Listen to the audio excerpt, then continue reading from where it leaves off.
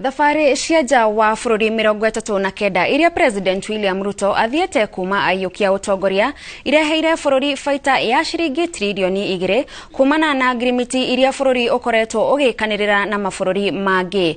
Mwaria wa thirikari Isaac Mwaura augĩte ihinda-inĩ rĩu bũrũri nĩ ũgeneirwo nĩ atongoria 30 kuma mabũrũri matiganĩte, ũndũ ũrĩa ũhingũrĩte mĩeke ya mawĩra kũrĩ makiri a Kenya. We have had the benefits of almost close to 2 trillion shillings that have been sealed, in terms of MOUs. And you'll ask the question, then why can't the ambassadors do it? No, it's not that simple, ladies and gentlemen. You have to give that thrust as a president when he is committed and when he shows up.